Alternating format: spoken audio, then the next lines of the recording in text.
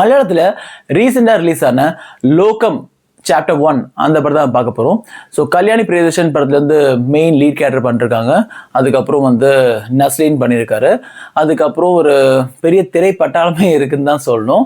But அவங்க பேர்லாம் நான் இப்போ ரிவீல் பண்ணுற விரும்பலை. ஏன்னா அதில் வந்து நிறைய கேமியோஸ் இருக்குது, நிறைய ஸ்ட்ராங்கான ரோல்ஸ் இருக்குது. ஸோ அவங்களுக்கெல்லாம் இந்த படத்தில் ஒரு மிகப்பெரிய பார்ட் இருக்குது. அப்புறம் சாண்டி வந்து இதில் ஒரு நெகட்டிவ் ஷேடான கேரக்டர் பண்ணியிருக்காரு. மற்ற கேரக்டர்ஸ் எல்லாம் நான் ஏன் சொல்ல அப்படின்னா லைக் அந்த சர்ப்ரைஸ் எலிமெண்ட் வந்து வீணாக போய்ட்டு அப்படின்னு எனக்கு தோணுது. ஸோ படத்தில் வந்து நிறைய சர்ப்ரைஸ் எலிமெண்ட் இருக்குது, நிறைய கேமியோஸ் இருக்குது, நிறைய ட்விஸ்ட் இருக்குது, நிறைய வந்து வாவ் அப்படின்னு நினைக்கிற சீன்ஸ் நிறைய இருக்குது. ஸோ அதெல்லாம் நான் இப்போ சொல்ல வேண்டாம் அப்படின்னு யோசிக்கிறேன். ஏன்னா இதோட ஸ்பாயில் நம்ம பண்ணோம் அப்படின்னா லைக் உங்களுக்கு இந்த படத்தோட அந்த ஒரு ஃபீல் குட் மொமெண்ட் வந்து உங்களுக்கு வேஸ்ட்டாக போயிடும். அதனால நான் ஸ்பாயிலர் பண்ண விரும்பலை. ஒரு விஷயம் மட்டும் சொல்லிக்கிறேன்.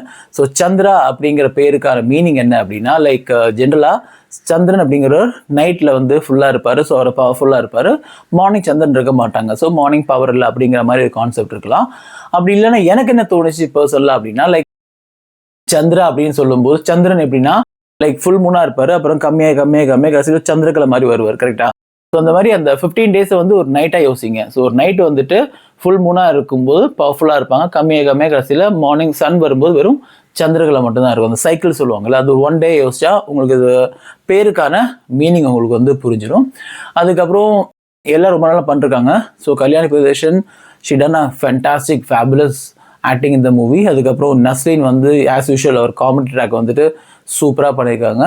அதுக்கப்புறம் இந்த என்ன சொல்ல படத்தில் இன்னும் ரொம்ப முக்கியமான பிடிச்ச விஷயம் என்னன்னா படத்தில் வந்து தேவையில்லாத ஒரு சாங் அப்படிங்கிற ஒன்றுமே இல்லை, தேவையில்லாத ஒரு சீன் அப்படின்னு ஒன்றுமே இல்லை. படம் வந்து ஒரு ஃபுல் பேக்கடாக இருக்குது.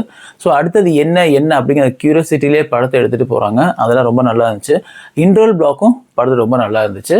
ஸோ தேவையில்லாத ஒரு சீன், தேவையில்லாத ஒரு பாட்டு, நான் சும்மா வந்து ஒரு கதையை சொல்கிறேன் அப்படின்னு சொல்லாமல் ரொம்ப நீட்டாக ரொம்ப யோசித்து க்ளீனான ஒரு ஸ்க்ரீன் பிளே கொடுத்துருக்காங்க அப்படின்னு தான் சொல்லணும். ரொம்ப சூப்பராக இருந்துச்சு. இது ஒரு தியேட்டர் வாட்ச்னா it's a must theatre watch. ஏன்னா உங்களுக்கு அந்த பிஜிஎம் ஆகட்டும் அப்படி இல்லைன்னா அந்த கிராஃப்ட் ஆகட்டும் மேக்கிங் ஆகட்டும் எல்லாமே ரொம்ப சூப்பராக இருந்துச்சு.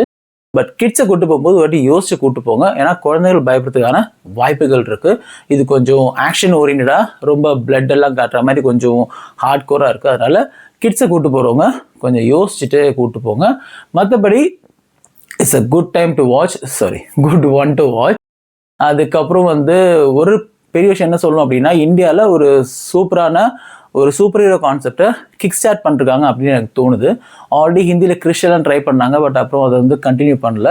பட் இது வந்து ஒரு பெரிய ஒரு முயற்சி அப்படி தான் நான் பார்க்குறேன். ஏன்னா இப்போது டிசி ஆகட்டும் மார்வல் ஆகட்டும் அவங்க ஒரு ரெஸ்ட் ஆஃப் மூவிஸ் வச்சுட்டு இன்றைக்கி ஒரு பெரிய ஒரு யூனிவர்ஸை க்ரியேட் பண்ணிருக்காங்க.